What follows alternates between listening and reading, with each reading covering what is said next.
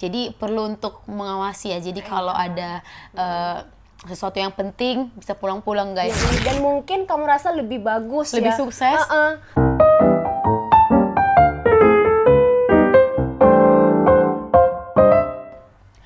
Halo podcast lovers, selamat datang di podcast Pilot Talks dengan aku Yonita yang akan menemani kita semua selama podcast ini berlangsung. Nah, kali ini kita kedatangan tamu spesial guys, Kak Cindy, salah satu mahasiswa aktif di Universitas Sumatera Utara. Halo Kak Cindy, gimana kabarnya hari ini? Halo Kak, halo semuanya.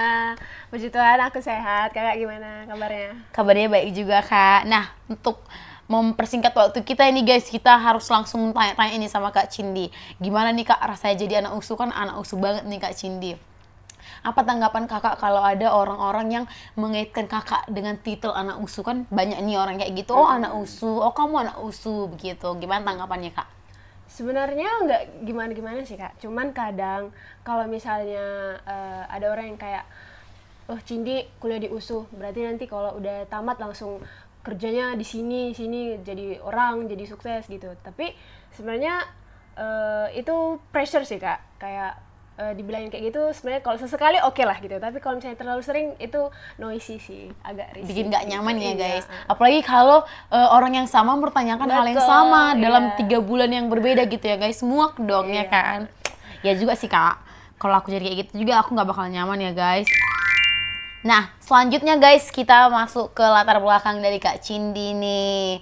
Tadi kan belum ada perkenalan yang resmi, jadi kita butuh tahu nih, siapa sih Kak Cindy ini? Siapa nama panjangnya? Suka makan apa? Asal mana? Terus kalau boleh tahu juga, boleh lah tipe-tipe Kak Cindy itu yang gimana sih? Misal kalau mau, pokoknya apapun yang bisa memperkenalkan sosok Cindy Roulina nih ke kami semuanya. Silakan Kak. Oke, jadi nama lengkap aku Cindy Roulina Sialagan. Aku mahasiswa Sastra Indonesia USU Stambuk 2023. Dan aku juga punya kakak dan kebetulan kuliah di USU juga, tapi beda jurusan. Dan aku asli orang Siantar, kita asli orang Siantar. Di Siantar kita tinggal sama diasuh sama kakek nenek. Kalau dia orang Batak, opung gitu. Jadi karena puji Tuhan masih piatu ya guys, belum yatim piatu. Gelap. Lanjutkan next. Oke, berarti kita abaikan dulu ya guys yang tadi gelap-gelap dan sedihnya. Kita nggak boleh sekarang yang bersedih-sedih. Jadi Kak Cindy ini berarti orang Siantar guys. Di mana orang Siantar ini terkenal dengan Siantar Man. Yes, kegarang-garangannya guys. Berarti ini kakak ini merah. Berani banget ini, menyala banget ya Kak. Jadi aku mau nanya ini, apa motivasi kakak memilih USU untuk tempat kakak mengupgrade diri atau mengubah pola pikir di Medan ini, Medan sekeras ini? Kenapa kakak harus memilih USU di tengah-tengah banyaknya universitas satu kampus yang terbaik juga di Sumatera Utara? Iya. Jadi alasan aku kenapa pilih USU karena USU kan salah satu top PTN juga kan Kak di Indonesia. Terus tuh USU inilah yang paling dekat sama rumah aku di Siantar gitu. Jadi kalau misalnya ada masalah di rumah atau kadang perlu apa ke rumah butuh cepat, memang kita harus pulang, USU ini bisa cepat pulang ke rumah. Jadi kayak USU jadinya kampus terdekat sama rumah aku gitu guys. Dan apalagi Kak? Mungkin alasan kenapa harus USU karena program studi juga, terus kemungkinan lainnya ada lagi Kak? Atau karena kakak misal memang cinta USU gitu? Yes, kampus hijau guys. Ya kan bisa termotivasi karena itu ya, cinta USU banget gitu. Iya. Berarti memang Kak Cindy ini nggak bisa jauh guys dari orang tua seperti yang tadi diceritakan juga kan. Kak Cindy dan kakaknya Kak Cindy tinggal bersama dengan opung. Jadi perlu untuk mengawasi ya. Jadi kalau ada sesuatu yang penting bisa pulang-pulang guys. Sebagai informasi mungkin Medan sama Siantar jaraknya paling berapa jam? 1,5 jam, 2 jam? Kalau sekarang sih Kak, karena udah ada tol ya, jadi 1 jam 45 menit juga udah sampai. Nah guys, itu guys, jadi udah bisa pulang-pulang. Jadi untuk orang-orang Siantar nih, tiru Kak Cindy, kuliahlah di USU. Nah jadi sebelum masuk USU kan tentunya ada proses, ada usaha yang kakak lakukan. Dulu kakak tes apa masuk USU? Dulu aku jalur UTBK, SNBT ya. Kalau zaman kami SNBT namanya. Oke, baik, SNBT berarti nih justru SNBT adalah apa ya maksudnya, SNBT adalah tes yang paling dimalasin sebenarnya kan Kak. Makanya orang-orang nyoba SNBP biar nggak ada ujian, belajar segala macam, dan administrasinya juga ribet. Nah, pasti Kak Cindy mengalami proses atau usaha yang besar lah untuk bisa masuk ke USU ini. Bisa lah Kak diceritakan biar teman-teman yang lain pun termotivasi. Ternyata Kak Cindy aja bisa nih melakukan ini, usahanya ini. Aku juga harus bisa biar kayak begitu. Jadi sebelum aku kuliah di USU ini, aku sebenarnya udah research dulu tentang USU, terus tuh program studi apa aja yang ada di USU gitu, terus passing grade-nya gimana, terus jejak alumni gimana gitu yang ada di USU. Nah terus untuk masuk ke USU kan nggak cukup ya Kak, cuman ngandelin nilai, bukan niat sih Kak, maksudnya nasib, ngandelin nasib nggak boleh guys, kita juga perlu usaha. Betul. Jadi usaha yang aku lakukan sebelum masuk kuliah USU itu belajar tentunya ya guys, belajar. Aku beli buku bank soal, terus kalau misalnya dalam sehari itu aku harus tetapin berapa jam belajar, berapa jam main, kayak gitu sih guys. Terus tuh cari tutor-tutor YouTube gitu. Memang sih aku nggak ngambil les private atau tentor atau bimbel apa segala macam, tapi lebih ke belajar mandiri gitu sih Kak. Untuk usaha lainnya mungkin Kak di luar dari proses belajar, misal dari dukungan, misal jadi gini guys, jadi sebenarnya aku untuk kuliah itu Kak kurang support lah dari orang tua, karena ya finansial kita kan bisa dibilang kurang ya gitu. Jadi kayak orang tua nggak mau kasih harapan kalau kita itu bisa kuliah, karena kan memang biayanya itu banyak ya Kak. Kalau kuliah, belum lagi UKT-nya, terus tuh uang kos, uang makan, apa segala macam biaya yang tak terduga gitu. Jadi, tapi aku pengen niat untuk kuliah gitu. Jadi aku bahkan untuk dokumenku aja, karena tinggalnya sama orang opung, itu jadi kadang ada dokumennya yang kayak salah penulisan lah apa gitu. Aku bela-belain sampai pergi ke kantor camat, terus tuh ngasih surat tembusan ke kantor pencatatan sipil guys, hanya untuk mengurus dokumenku yang salah satu huruf, karena kalau itu salah aku nggak bisa administrasi untuk kuliah itu nggak bisa gitu guys. Dan itu aku sendiri, nggak ditemani sama orang lain gitu. Keren sekali Kak Cindy. Itu keren sih guys, itu motivasi yang seharusnya sangat-sangat berdampak bagi kita, karena saat dukungan pun kita sebenarnya nggak bisa menyalahkan keluarga juga ya guys. Mungkin orang tua kita, keluarga kita memikirkan secara logika bagaimana mungkin kamu bahkan mungkin mendaftar untuk kuliah tapi ternyata nggak lulus, tapi kan udah banyak keluar biaya. Saat nanti tesnya juga ke Medan, biaya penginapan dan segala macam, administrasi, ongkos, dan biaya pendaftaran juga ada kan Kak, SNBT. Nah jadi di pikiran itu memang logika, jadi kita nggak bisa menyalahkan, tapi tekad kita itu tadi, tekad dan usaha itu yang seharusnya kita kobarkan terus. Memang anak Siantar kali Kak Cindy ini bah. Keren ya Kak Cindy, bisa lah kita ambil pesan atau motivasi yang terbakar dari Kak Cindy ya guys. Nah selanjutnya kita mau tahu nih, adaptasi. Bagaimana kakak beradaptasi dari era SMA ke era kuliah? Pasti banyak sekali yang berbeda ya. Dari segi lingkungan, pergaulan, kehidupan, apalagi di kos ya kan, makan nggak makan. Dari yang pas di rumah selalu sarapan, tiba-tiba pas kuliah 1 kali makan sehari. Bisa Kak diceritakan gimana adaptasi lingkungannya gitu? Oke, jadi adaptasi lingkungan masa transisi dari SMA ke kuliah itu tentu berbeda ya Kak. Karena biasanya kan kita kalau di sekolah dari rumah itu kan diberangkatkan sama orang tua, terus tuh pagi-pagi harus ada sarapan. Iya, pasti sarapan disediain sama orang tua gitu. Tapi kan kalau misalnya kita udah kuliah, kadang sarapan aja nggak sempat gitu karena keburu waktu atau alasan lain lah gitu. Terus tuh adaptasinya mungkin karena di Siantar suhunya atau temperatur cuaca nggak terlalu ekstrim lah kalau di Siantar. Tapi kan kalau di Medan panas kan. Kalau di Medan ini harus kayaknya kipasan 24 jam gitu.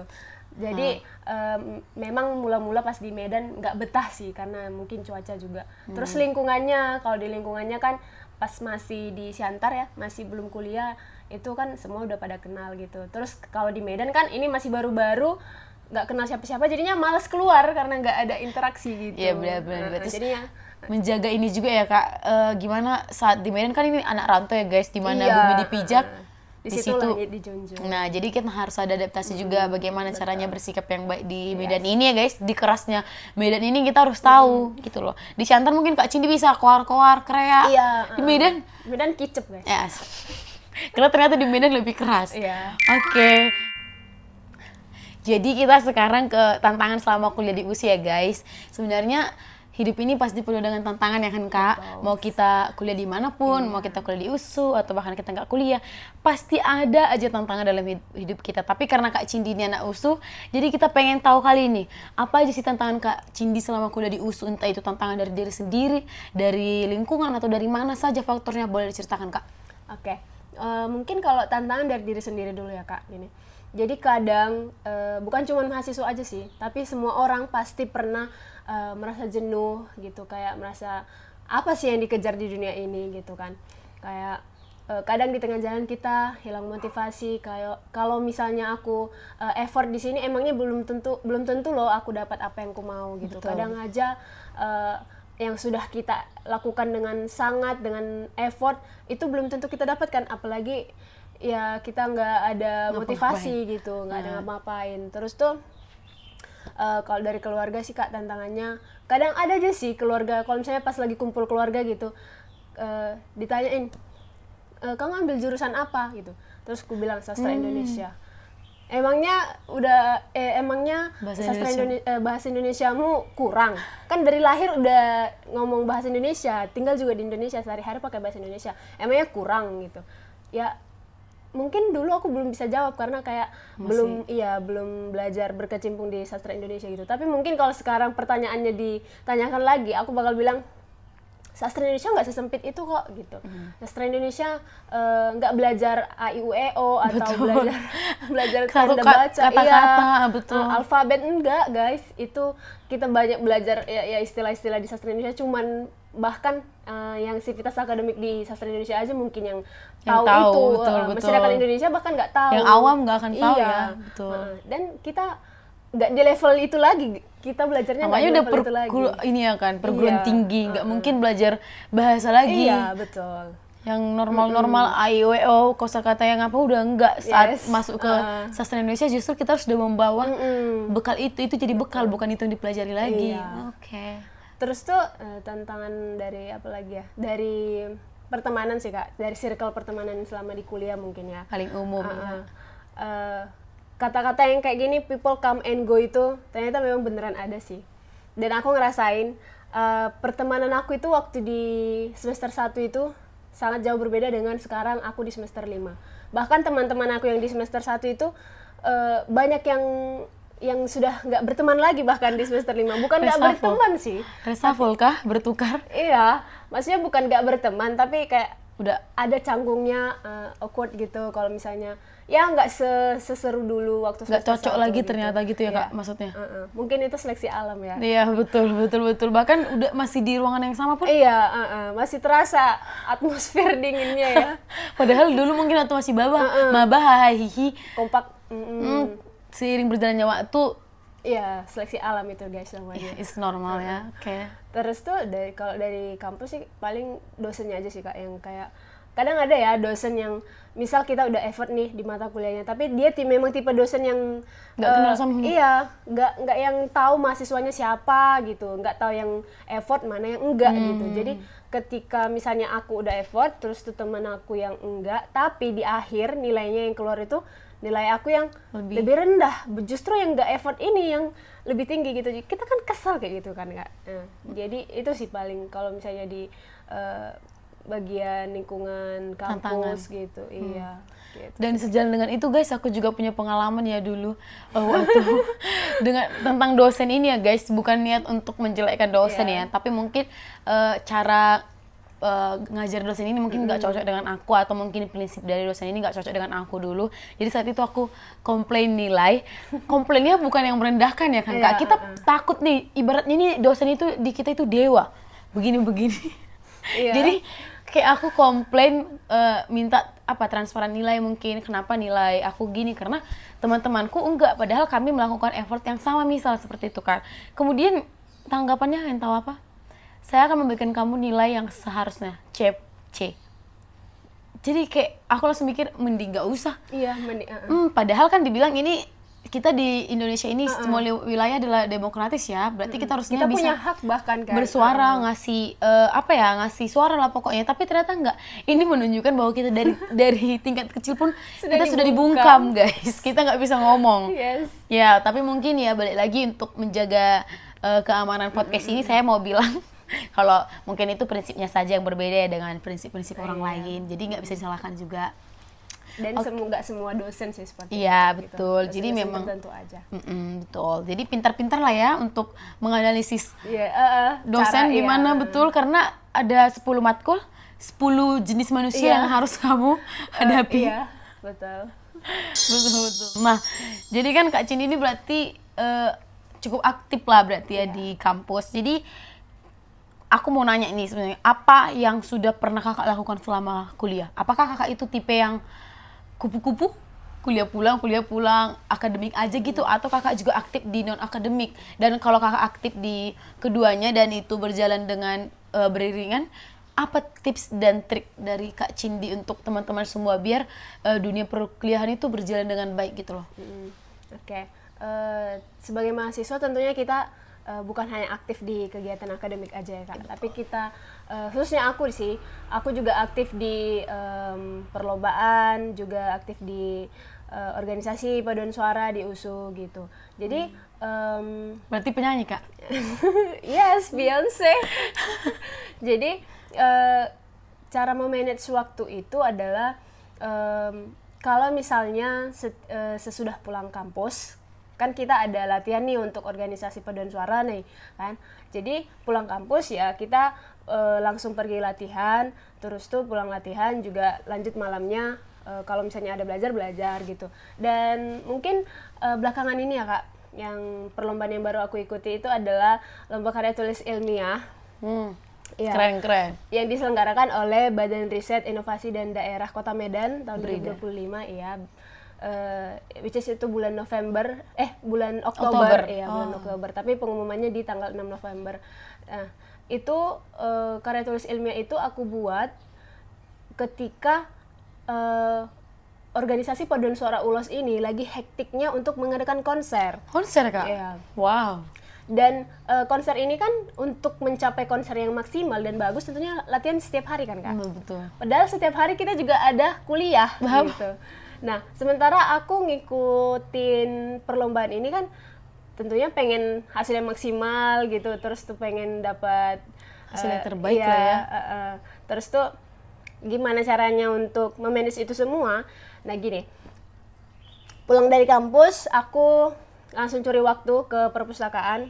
Aku ambil, kalau misalnya ada waktu senggang, aku langsung ke perpustakaan.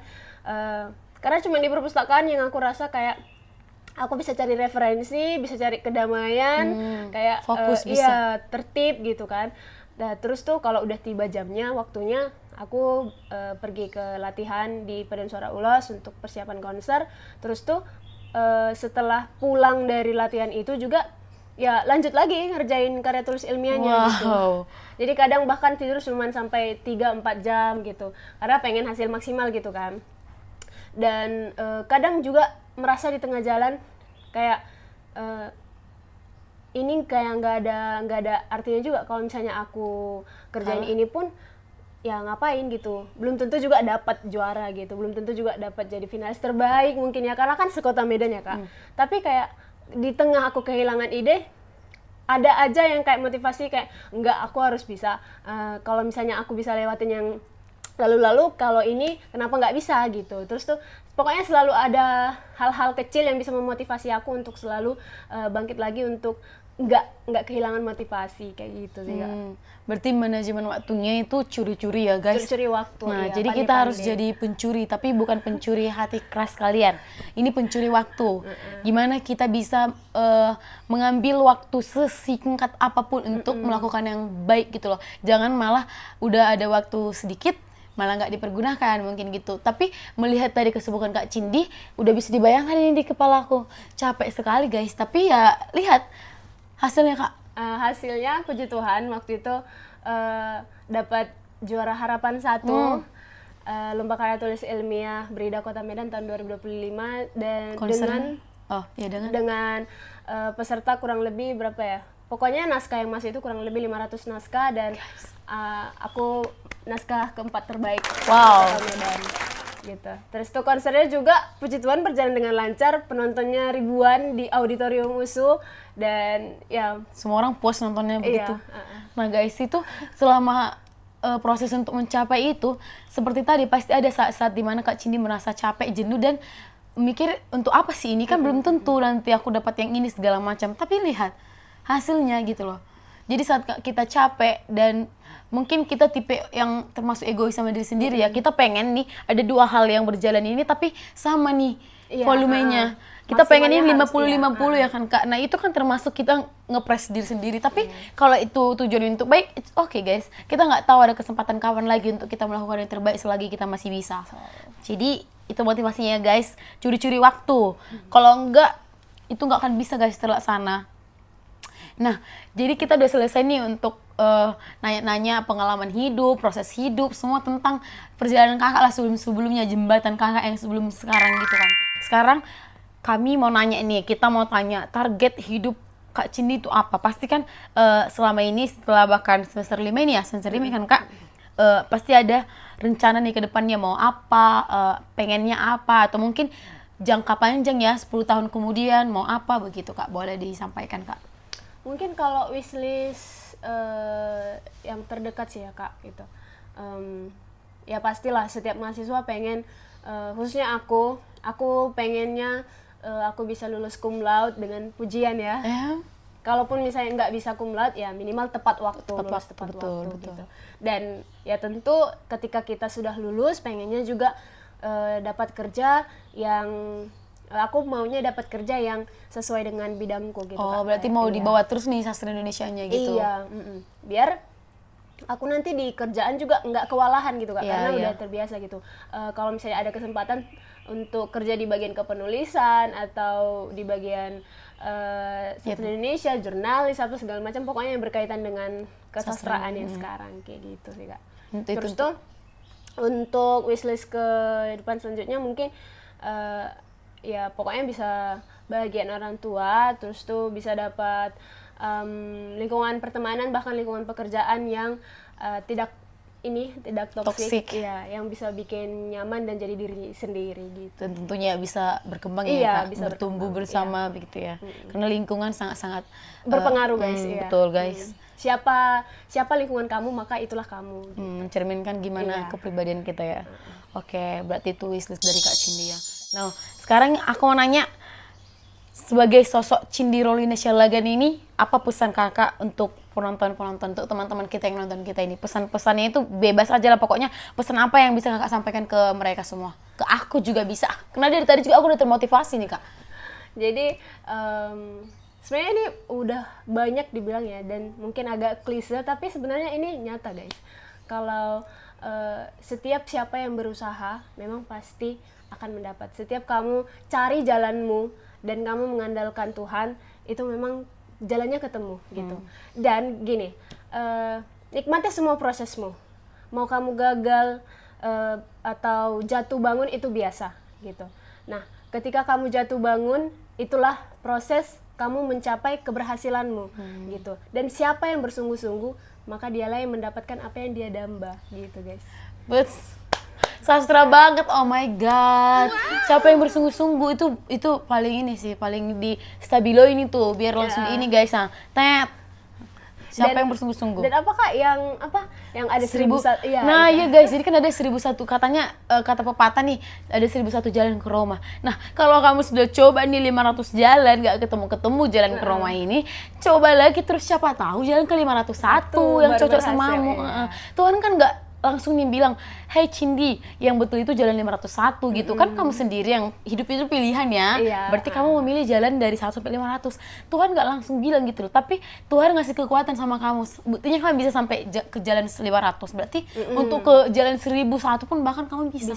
Iya. Jadi itu masalah waktu dan waktu yang baik gitu lah, waktu yang baik di waktu apa sih jawaban yang baik di waktu yang baik gitu. Jadi jangan pernah menyerah ya guys, kita nggak tahu apa yang sudah disiapkan Tuhan. Betul, keren.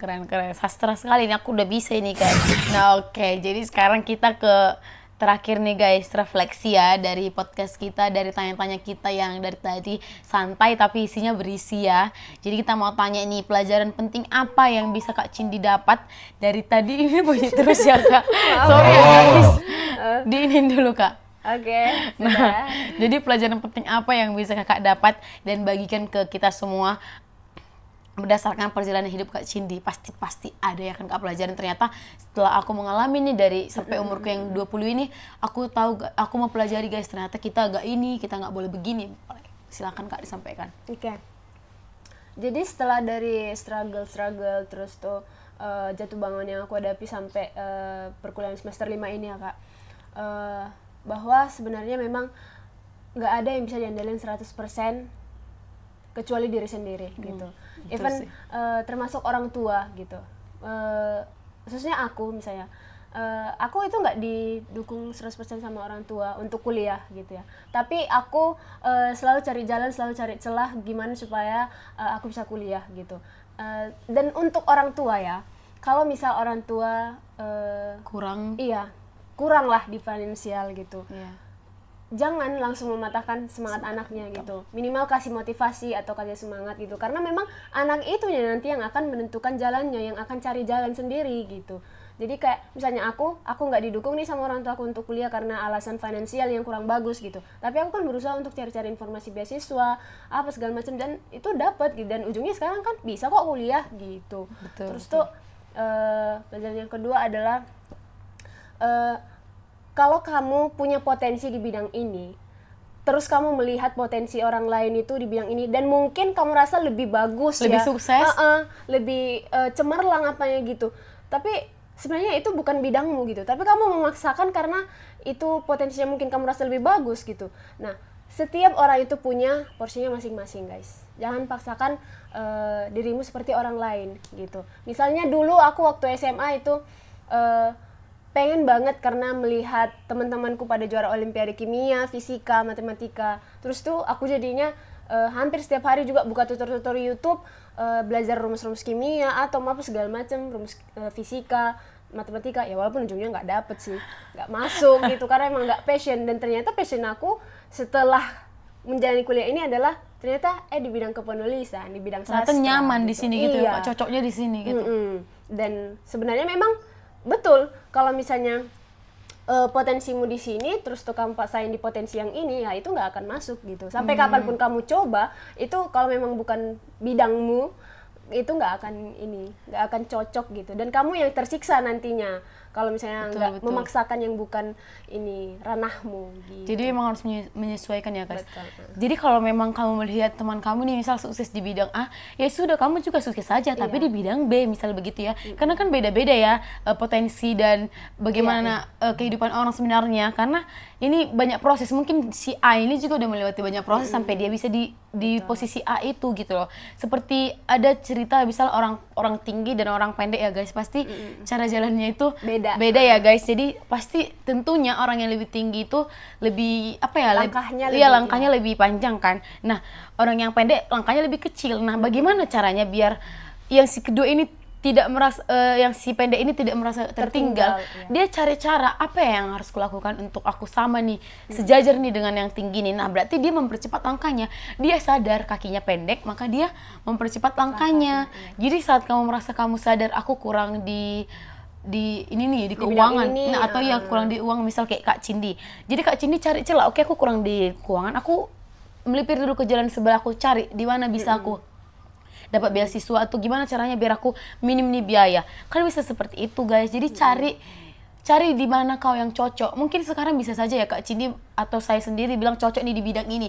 Aku nih cocok nih, aku bilang kalau aku cocok di podcast ini, tapi bisa saja 10 tahun kemudian aku menyadari suatu hal. Betul, karena memang hidup ini adalah proses yang panjang ya. Dan dinamis guys. Suatu saat bisa berubah. Gitu. Betul guys, mau apapun itu bisa berubah. Kita sekarang pun bisa berubah dengan kita 6 bulan kemudian.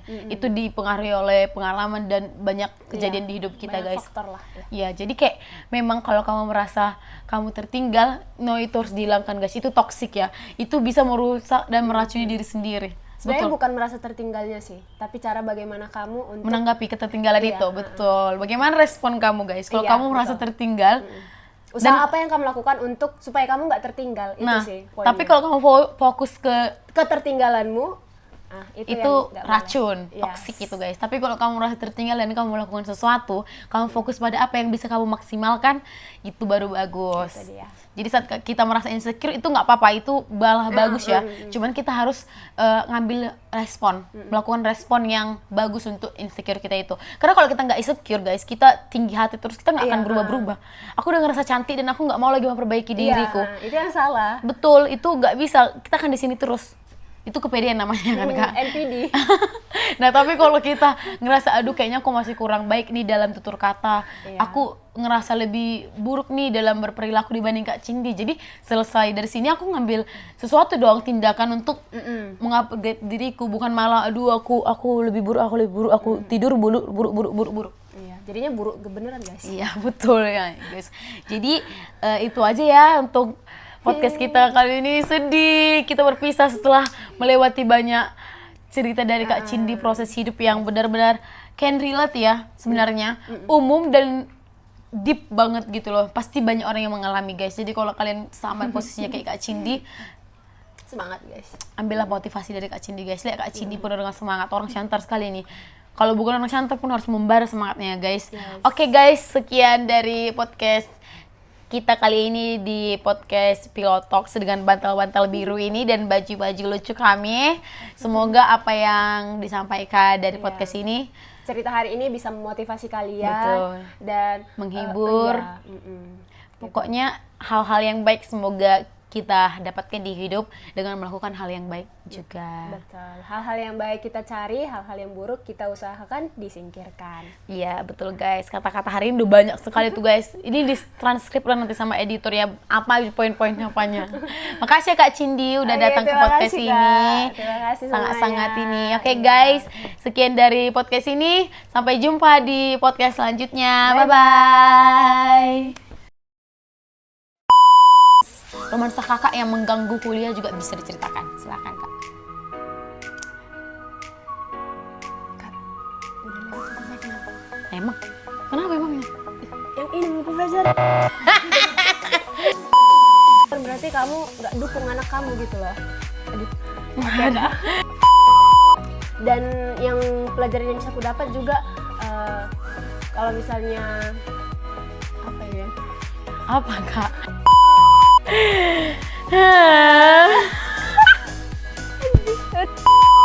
Hahaha.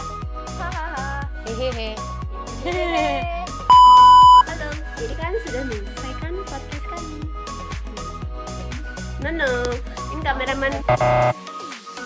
Ini membantu kami guys, saya membantu. Hampir 50% isi video di sini itu dia. Enggak ya, aku cuma